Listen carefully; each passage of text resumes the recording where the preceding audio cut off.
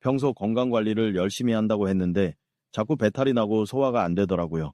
알고 보니 냉장고에 보관하면 안 되는 음식을 20년 넘게 잘못 보관하고 있었어요. 이런 사실을 미리 알았더라면 참 좋았을 텐데 아무도 알려주는 사람이 없으니 혼자서 그냥 다 감내하고 지금까지 살아왔네요. 나도 모르는 사이에 독소를 그냥 다 먹고 있었다니 너무 황당하고 안타깝습니다. 이 얘기는 지난주에 60대 어르신 한 분이 저에게 직접 하신 말씀입니다. 여러분, 냉장고에 음식을 넣으면 다 안전하다고 생각하시죠? 그런데 말입니다. 어떤 음식들은 냉장고에 넣는 순간 독으로 변합니다. 믿기 어려우시겠지만 이것은 과학적으로 증명된 사실입니다. 안녕하세요. 저는 30년간 식품 영양학을 연구해온 이승호 박사입니다. 오늘은 정말 중요한 이야기를 하나 드리려고 합니다. 사실은 우리가 모르는 무서운 사실이 하나 있습니다. 매일 먹는 그 음식이 우리 몸속에 독소를 쌓고 있다는 사실을요. 오늘 제가 알려드리는 5가지 음식만 제대로 보관하셔도 여러분의 건강이 달라집니다. 그럼 지금부터 절대 냉장고에 넣으면 안 되는 음식들을 하나씩 살펴보겠습니다. 잠시만요. 구독, 좋아요 부탁드립니다. 여러분, 밥을 많이 지어놓고 냉장고에 보관하시죠? 나물 반찬도 만들어서 냉장고에 넣어두고 며칠 드시고요. 그런데 이것이 큰 문제입니다. 조리한 밥에는 바실러스 세레우스라는 세균이 있습니다. 이 세균은 냉장고의 차가운 온도에서도 살아남습니다. 포자 형태로 변해서 냉장고 안에서도 계속 증식합니다. 제가 상담했던 72세 김씨 어르신 이야기를 들려드리겠습니다. 이분은 일요일에 밥을 많이 지어서 일주일 내내 드셨습니다. 냉장고에 넣어뒀으니까 안전하다고 생각하신 거죠. 그런데 자꾸 배가 아프고 설사를 하셨습니다. 병원에 가보니 식중독 증상이었습니다. 밥만 문제가 아닙니다. 시금치나물, 고사리나물, 숙주나물 같은 조리한 나물 반찬들도 마찬가지입니다. 이런 나물들은 수분이 많고 양념이 들어가 있어서 세균이 더 빠르게 번식합니다. 특히 숙주나물은 정말 위험합니다. 삶은 뒤에도 세균 번식이 활발해서 냉장고에 보관해도 하루만 지나면 독소가 생성됩니다. 당일 조리해서 바로 드셔야 합니다. 그럼 어떻게 해야 할까요? 밥은 조리 후 2시간 이내에 먹을 만큼만 덜어내고 나머지는 바로 냉동실에 넣으세요. 냉동실은 영하 18도 이하라서 세균 증식을 막을 수 있습니다.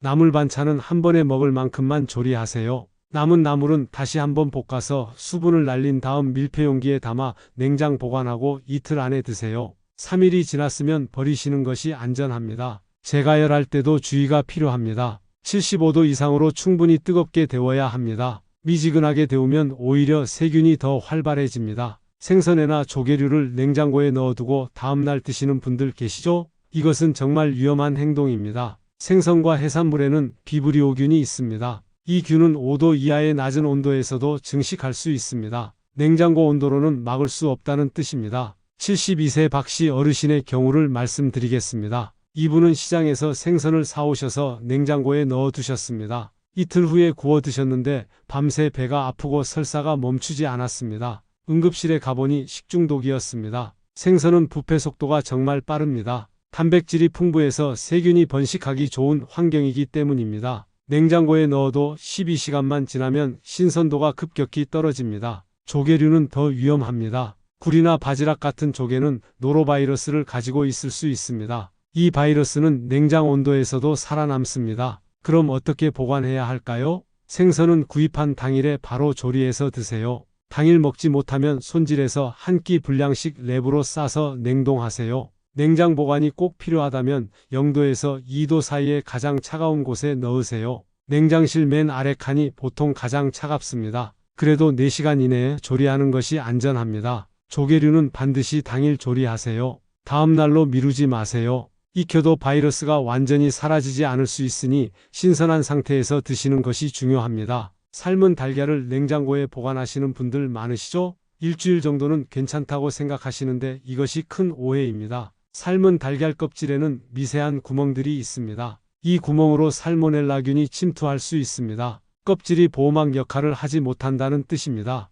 68세 이씨 어르신은 아침마다 삶은 달걀 2개를 드셨습니다. 일요일에 한꺼번에 10개를 삶아서 냉장고에 보관하셨죠? 그런데 목요일쯤 되면 자꾸 속이 안 좋으셨습니다. 달걀에서 세균이 증식한 것입니다. 계란찜이나 계란 샐러드 같은 요리는 더 위험합니다. 이미 껍질이 벗겨진 상태라서 세균이 직접 닿습니다.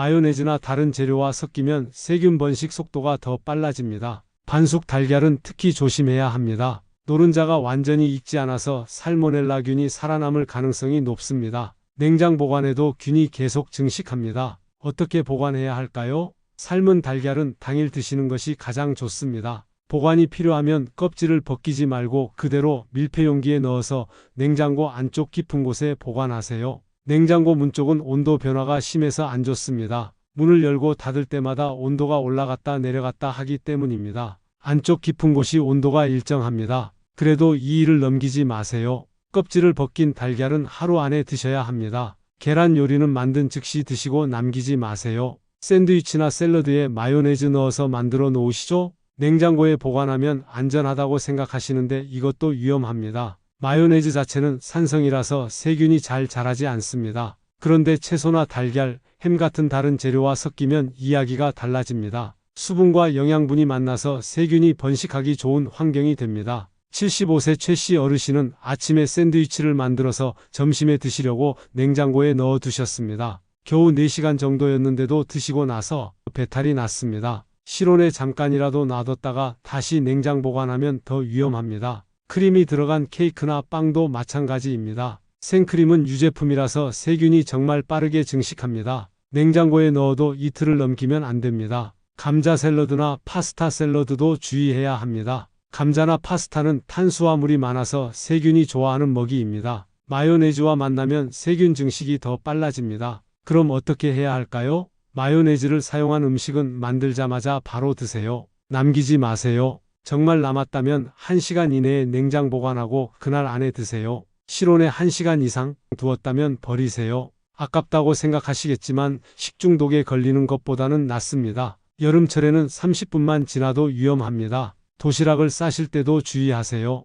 마요네즈는 먹기 직전에 따로 넣으세요. 미리 섞어서 싸면 점심때쯤 세균이 엄청나게 증식해 있을 수 있습니다. 카레나 찌개를 많이 끓여서 며칠 드시는 분들 많으시죠? 냄비째로 냉장고에 넣어 두시기도 하고요. 이것이 정말 위험한 습관입니다. 카레나 찌개 같은 국물 요리에는 클로스트리디움 퍼프린젠스라는 세균이 있습니다. 이 세균은 열에 강한 포자를 만듭니다. 한번 끓였다고 다 죽지 않습니다. 더 큰 문제는 식는 과정입니다. 카레를 큰 냄비에 담아서 식히면 겉은 빨리 식지만 속은 천천히 식습니다. 40도에서 60도 사이의 온도가 몇 시간 동안 유지됩니다. 이 온도가 바로 세균이 가장 좋아하는 온도입니다. 세균이 폭발적으로 증식하는 위험 온도대입니다. 그래서 냄비째로 식혀서 냉장고에 넣으면 중심부는 이미 세균 덩어리가 되어 있습니다. 69세 정씨 어르신의 경우입니다. 일요일에 카레를 큰 냄비 가득 끓이셨습니다. 식혀서 냉장고에 넣고 일주일 동안 데워 드셨습니다. 수요일쯤부터 배가 아프기 시작했습니다. 제가 열해도 소용없습니다. 이 세균이 만든 독소는 열에 강해서 다시 끓여도 파괴되지 않습니다. 이미 독소가 만들어졌으면 아무리 끓여도 안전하지 않다는 뜻입니다. 그럼 어떻게 보관해야 할까요? 카레나 찌개는 끓인 후 작은 용기에 한 끼 분량씩 나눠 담으세요. 큰 냄비째로 식히지 마세요. 작은 용기에 담으면 빨리 식습니다. 위험 온도대를 빠르게 통과할 수 있습니다. 뜨거운 김이 다 빠지면 바로 냉장고에 넣으세요. 냉장 보관해도 이틀을 넘기지 마세요. 먹을 때는 속까지 완전히 끓어오르도록 충분히 가열하세요. 하지만 3일이 지났으면 아깝더라도 버리세요. 지금까지 5가지 위험한 음식을 말씀드렸습니다. 이제 냉장고 관리의 핵심을 알려드리겠습니다. 냉장고 온도는 4도 이하로 유지하세요. 온도계를 하나 사서 냉장고 안에 넣어두고 수시로 확인하세요. 5도만 넘어가도 세균 증식이 빨라집니다. 냉장고는 70%만 채우세요. 너무 꽉 채우면 찬 공기가 순환하지 못합니다. 그러면 온도가 고르지 않아서 어떤 곳은 차갑고 어떤 곳은 미지근합니다. 뜨거운 음식을 바로 냉장고에 넣지 마세요. 냉장고 온도가 올라가서 다른 음식들까지 상할 수 있습니다. 김이 다 빠질 때까지 기다렸다가 넣으세요. 생고기와 조리된 음식은 절대 함께 보관하지 마세요. 생고기는 맨 아래 칸에 넣어서 핏물이 다른 음식에 떨어지지 않게 하세요. 조리된 음식은 위쪽에 보관하세요. 냉장고 문은 자주 열지 마세요. 문을 열 때마다 온도가 올라갑니다. 한번 열었을 때 필요한 것을 다 꺼내세요. 냉장고에 넣으면 안 되는 음식은 이것만이 아닙니다. 실온 보관이 더 좋은 음식들도 있습니다. 토마토는 절대 냉장고에 넣지 마세요. 냉장고에 넣으면 맛과 향이 70% 이상 사라집니다. 토마토의 유전자 발현 자체가 바뀌어 버립니다. 13도 이하의 온도에서 토마토는 생존 모드로 전환합니다. 맛과 향을 만드는 유전자 스위치가 꺼져 버립니다. 한번 꺼진 스위치는 다시 켜지지 않습니다. 토마토는 실온의 그늘진 곳에 보관하세요. 꼭지를 아래로 향하게 두면 수분 손실을 줄일 수 있습니다. 직사광선은 피하세요. 감자도 냉장고에 넣으면 안 됩니다. 냉장고에 넣으면 녹말이 당으로 변합니다. 이렇게 당이 많아진 감자를 튀기거나 구우면 아크릴 아마이드라는 발암 물질이 생깁니다. 감자는 12도에서 15도 정도의 서늘하고 어두운 곳에 보관하세요. 종이봉투에 담아서 통풍이 잘 되는 곳에 두세요. 빛을 받으면 독성 물질인 솔라닌이 생기니까 조심하세요. 양파도 냉장고보다는 실온이 좋습니다. 그물망에 담아서 바람이 통하는 곳에 걸어 두세요. 감자와는 90cm 이상 떨어뜨려 놓으세요. 서로 영향을 주어서 빨리 상합니다. 꿀은 절대 냉장고에 넣지 마세요. 냉장고에 넣으면 빠르게 결정화됩니다. 하얗게 굳어지고 질감이 완전히 바뀝니다. 항균 효과도 떨어집니다. 꿀은 18도에서 24도의 실온에 보관하세요. 밀폐용기에 담아서 직사광선을 피해 보관하면 몇 년이고 보관할 수 있습니다. 식중독을 예방하는 가장 중요한 규칙은 의심스러우면 버리는 것입니다. 아깝다는 생각에 억지로 먹다가 큰일 납니다. 냄새가 이상하면 절대 드시지 마세요. 맛을 보지도 마세요. 한 입만 먹어도 식중독에 걸릴 수 있습니다. 그냥 바로 버리세요. 색깔이 변했거나 끈적이는 느낌이 있으면 버리세요. 곰팡이가 조금이라도 보이면 그 부분만 도려내지 말고 통째로 버리세요. 곰팡이 균사는 눈에 보이지 않게 깊숙이 퍼져 있습니다. 유통기한을 꼭 확인하세요. 유통기한이 지났으면 냉장 보관했어도 안심할 수 없습니다. 특히 유제품이나 육류는 엄격하게 지키세요. 조리도구를 깨끗하게 관리하세요. 칼과 도마는 생고기용과 채소용을 구분해서 쓰세요. 한 개만 있다면 사용 후 바로 뜨거운 물로 씻고 햇볕에 말리세요. 손 씻기를 생활화하세요. 요리 전에 생고기를 만진 후에 화장실 다녀온 후에 반드시 손을 씻으세요. 비누로 30초 이상 문질러 씻어야 세균이 제거됩니다. 오늘 제가 말씀드린 내용을 정리하겠습니다. 조리한 밥과 나물 반찬은 당일 드시고 남은 것은 냉동하세요. 생선과 해산물은 당일 조리가 원칙입니다. 달걀 요리는 만든 즉시 드시고 남기지 마세요. 마요네즈가 들어간 음식은 실온에 오래 두지 말고 바로 드세요. 카레와 찌개는 작은 용기에 나눠 담아 빨리 식혀서 보관하세요. 토마토와 감자는 냉장고가 아닌 서늘한 실온에 보관하세요. 꿀은 밀폐용기에 담아 실온 보관하면 영원히 먹을 수 있습니다. 이 작은 습관 하나만 바꿔도 여러분과 가족의 건강이 달라집니다. 식중독은 예방이 최선입니다. 한번 걸리면 고생이 이만저만이 아닙니다. 제가 상담했던 어르신들 중에 식중독으로 고생하신 분들이 정말 많습니다. 며칠 동안 화장실만 들락날락 하시고 기력이 쭉 빠지셔서 회복하는데 일주일 이상 걸립니다. 특히 우리 어르신들은 면역력이 약해져 있어서 식중독에 더 취약합니다. 젊은 사람은 가볍게 넘어갈 수 있는 것도 어르신들에게는 심각한 문제가 될 수 있습니다. 그러니까 오늘부터 냉장고 사용 습관을 바꿔보세요. 처음에는 귀찮으실 수 있습니다. 하지만 익숙해지면 자연스러워집니다.